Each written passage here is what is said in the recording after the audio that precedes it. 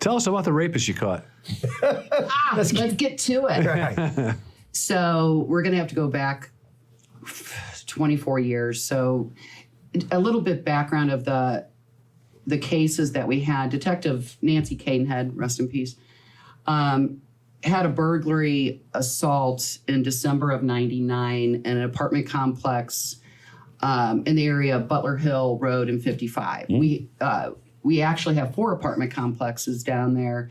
I think they were like Brandy Station, Canyon Creek, Oak Brook, and Summit Knoll. So we had a lot of apartments all in one area.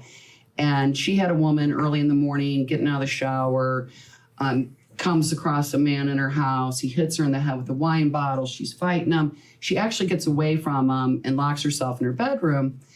Back then, technology wasn't what it was, but she was online trying to email people for help.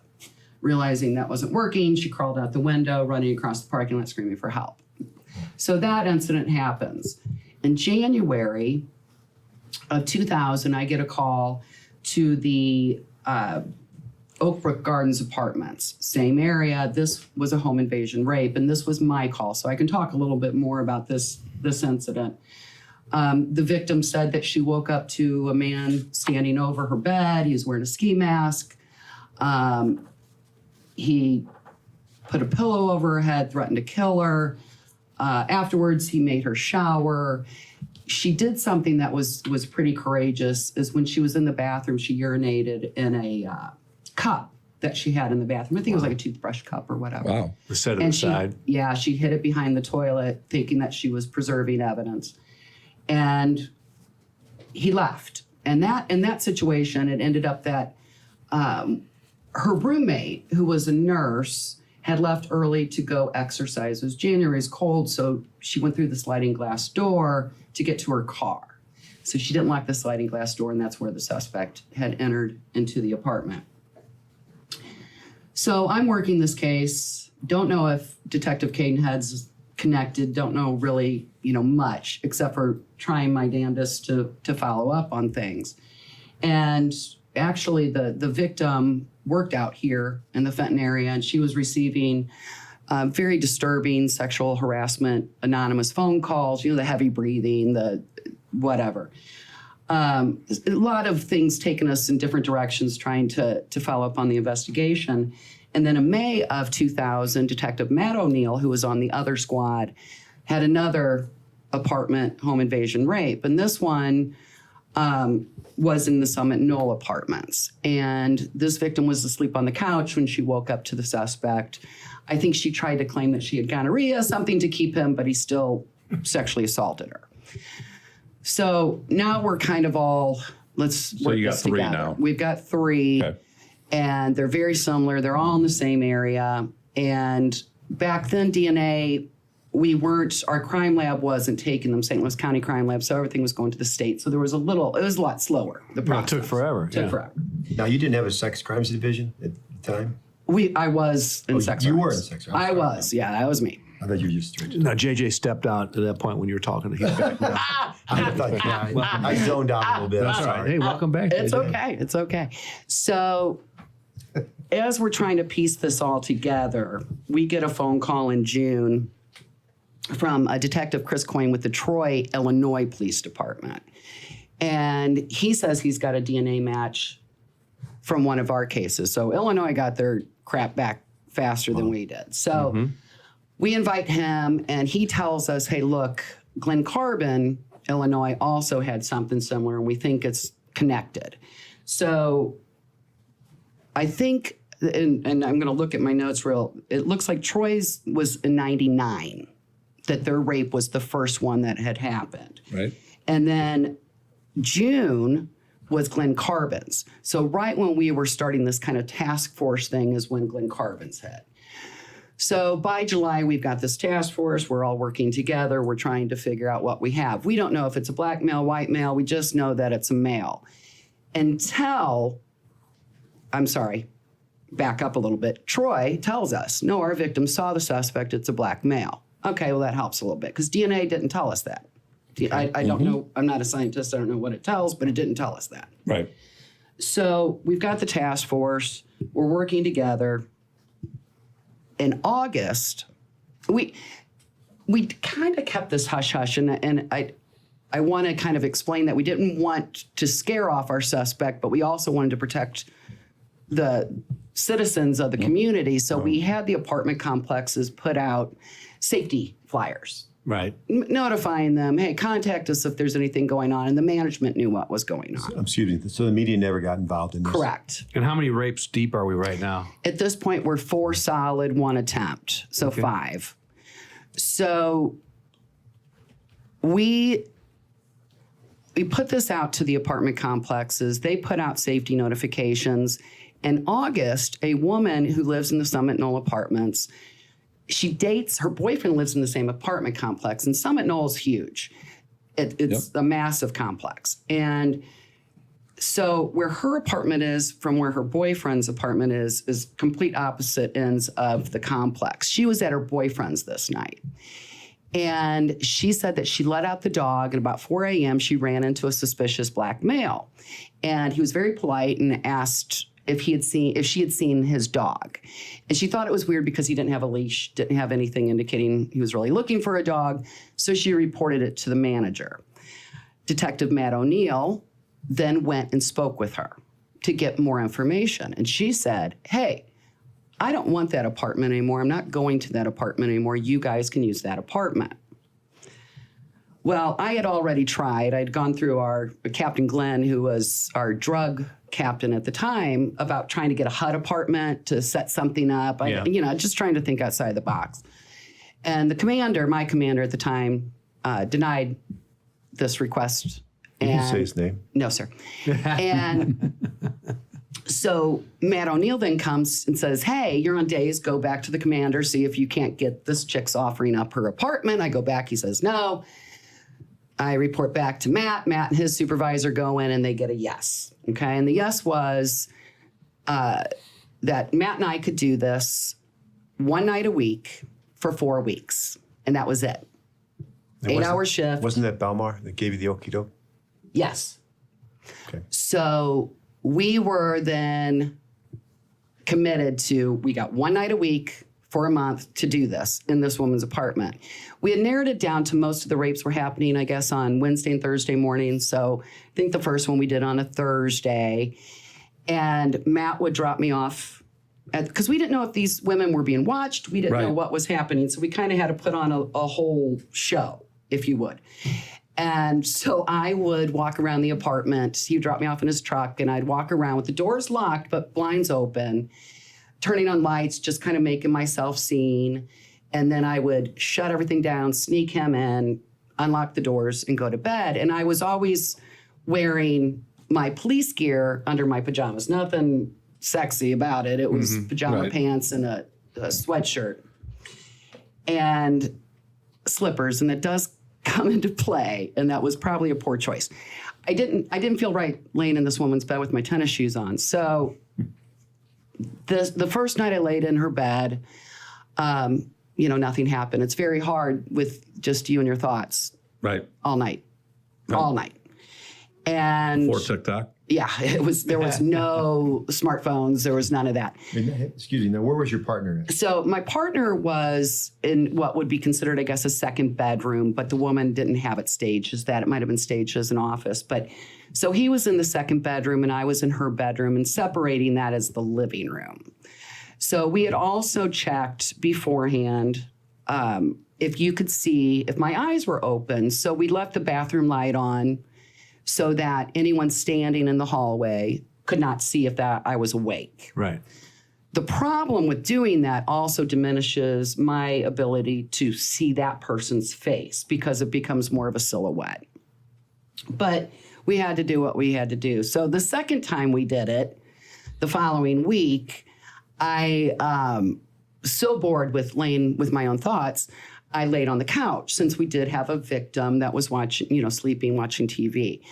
That was extremely nerve-wracking. I felt like someone could just slide open the door and grab my foot and drag me out. So nothing happened that night. Didn't feel good about it the whole night. So the third time we did it, I was back in the bedroom. So it was probably 5:30-ish a.m. and Matt had gotten on the radio. We had a car-to-car channel, which was DCI, Division of Criminal Investigation, where the detectives could just talk to each other. No one really monitored it. And he said, just checking on you, making sure you're awake. And I said, yeah, I'm doing okay. And he goes, we're going to catch him tonight.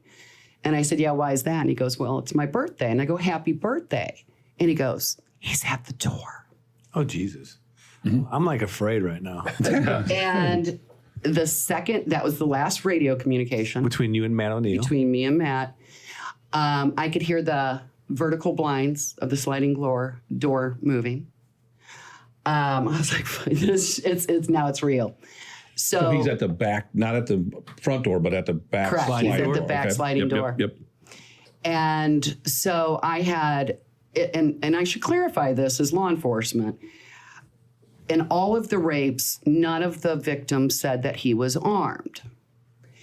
And so one of the first things I did too in the kitchen with this woman, I took her butcher block of knives and hid it. That was put away. So I hear the blinds moving, and I roll to my side so I can see the door, and he comes directly to the door. And I remember my thought process. Number one, thinking he's bigger than the victims described. And this is such a woman thing, which is really silly. He was wearing a black sweater, and it had a big snowflake on it. And it was October. And my thought was, well, it's way too early to be wearing a snowflake. I'm not kidding. This is what's going on in my female brain. So he is at the door, and he's looking down the hall. He's looking both ways, and I can see he's fumbling with gloves. And he goes to take a step into the room, and I sit up and I hit him with my flashlight. Simultaneously, my mace. And When you say hit him, did you hit him with the light, or did you hit him actually with the color? Good clarification. Okay. He wasn't that close. No, I lit him up with the light, and my mace did a wonderful arc and just Fell short. The look on his face, though, was priceless, because I do think he soiled himself at this point, and out he goes. And so the foot pursuit's on. Matt's after him. I'm after him, and we're running through the woods. In your slippers? Yes, and that's where things got ugly, because slippers and pavement really didn't do well. No. And I took a tumble, and I realized at that point, we've not called out. No one knows what we're doing. So Happy birthday, Matt. yeah. So last I see is Matt disappear into the woods, and I run back down to the apartment calling out, emergency traffic, rush traffic, foot pursuit, I'm putting it out. And I'm screaming. I've got a little Irish guy in a hoodie, and, don't kill the detective in the woods. He's in plain clothes. And so He was a little Irish guy. he was, O'Neill. He was a little Irish guy. And so they set up, the 4th Precinct did an amazing job. They set up a perimeter, and immediately, and the suspect ran into 2 of our county officers, Mark Tillman. Let me get that right. Mike Tillman? No. It was Mark Tillman and Chad Deacon. Little Chad Deacon. And that was an amazing feeling, absolutely amazing feeling. And we had a squad car pick us up because we were so far away from where he was captured. He'd parked behind a veterinary's office. And the officer that picked us up, I had actually gone through the academy with, good dude. And when we got out of the car, I could see the suspect on the hood of the squad car with the lights on, and he's handcuffed. And I remember taking off running and pushing Matt out of my way so I could get to this guy. I was so enraged. Of course, Well, we'll stop the we'll story stop, there, we'll right? stop the story there. I got calmed down. We walked back to the apartment, and I called my supervisor and sang a little song to him, so we got him. That's And yeah, it was. Now, how big? What was his actual size? Shit, I don't know. He was fat. He had was fat? He had gotten fat. Okay. Sounds like Dennis Rabbit over the kidding. years. Yeah. It's right around the same time, right? Yeah. It was, I was trying to think that. And that was one of the first things I did in the Bureau was read the investigation on Dennis Rabbit. And my God, what an amazing job. Randy, is that the detective? Sandy. Oh, yeah. Wow. I mean, I remember He's no thinking, joke. this is what I want to do. This is who I want to be. So it was a great lesson for me to read that investigation. That was a great idea that you and Matt came up with to take this female's apartment. I mean, that's it ended up the suspect. He was a lot like Dennis Rabbit, where he was a burglar first and would rape if there was the opportunity. And we actually did a consent to search on his house. He was from Belleville, Illinois. He was very busy. He had like 3 jobs. And his job that night was he was the parking lot cleaner and those street sweeping things. And the nights that he would have a partner call in sick is when he would go and do these burglaries and rapes.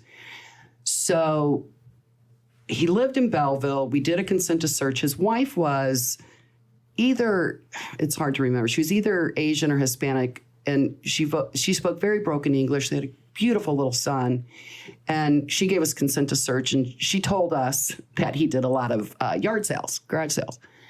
We walked into the 2-car garage of our suspects, and he had from ceiling to the floor stolen merchandise. He had a little hall you could walk through all of his stolen stuff. And I mean, he stole dogs, lawnmowers, anything you can think of, he stole. And Stole dogs? Oh, yeah. JJ, I know. They I don't want to weren't. hear about that. They were chipped. obviously How old weren't was chipped. God, I don't know. I think he was in his early 30s. Okay. So, and he was originally from Boston, Massachusetts. So we had to do some connections with them. And Who did the interview of him after he was caught? That's good. Obviously, you Tom, were that's not a in good the right question. state No, of mind, I right? tried, and he just did not want to speak to me. So Rick Will and Pete Morrow. You made fun of his snowflake. Well, okay. I wouldn't speak to you either. So- Cracked you up. Well, real quick we had a fire brigade, Belleville police chief actually heard us on the radio, St. Louis County calling out one of their houses. I think they decided he wanted to go by. So they were more than helpful. We lined up like a fire brigade and loaded up all these dump trucks, city trucks of the stolen property. And dogs? Everything got returned. Everything got put back. Everything weren't was, chipped, the they dogs were okay. But we were able to find souvenirs, as I'll call them, or trophies from each victim, including the first one with the wine bottle, the woman that was able to escape. He had stolen her driver's license. I think my victim, he stole a Christmas card. It was always something, but we were able to find all that. And Now, did you get to talk to, your victim? I know every case had a different lead detective. right. But tell us when you went to tell your victim that you caught the guy. That was one of the first things I did. I went home, changed, because I had to go in. I had a hell of a police report to write. And I called her. And no one was up in the offices yet. And that was such an amazing feeling to call her. And I say this, that there was so much that went with the feelings of, with you just saying that you were a victim also. It sounds silly because You were about to be a victim. we were law enforcement hoping and waiting and expecting, a bad guy to come in. And I can tell you, at the time I was married also, my husband was a police officer. I had a hard time sleeping for the first week after that I guarantee incident you, that had to be. in my own home. Right. And that I couldn't imagine what these women for the rest of their lives are dealing with and coping with, because Absolutely. my situation was completely different. I was trying to do this. Right.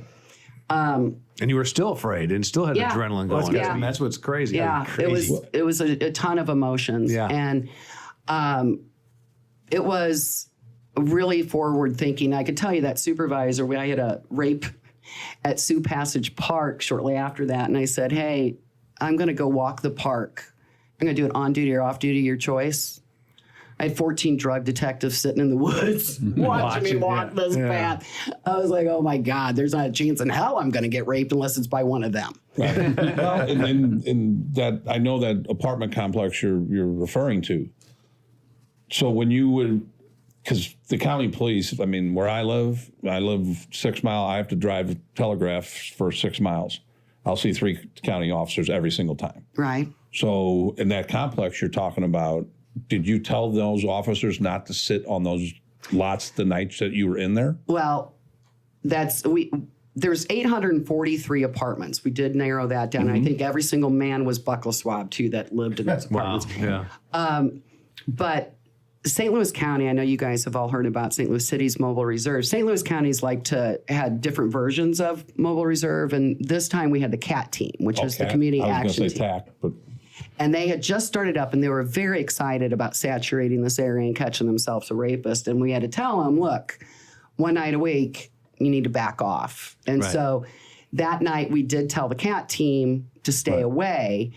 And we allowed the 4th precinct, obviously, to know that you got 2 crimes against persons detectives in an apartment. and I'll say this about the supervisor who made the call for one night a week rather than just constant. Right. Might have been a good call. Because if you were in there every night, that it would have been- I mean, you would have gone crazy. You would have Right. even gone more crazy. I had asked for, I guess, earpieces, night vision goggles, and 1 more detective. And I was told we'd get night vision goggles, and if I wasn't happy with the backup, don't do it. So I was like, okay, well, screw it. We're That's the gonna end do of it. that. What was the rapist's name? His name was Donald Coppage, and he was sentenced to life plus, I think, 75 years.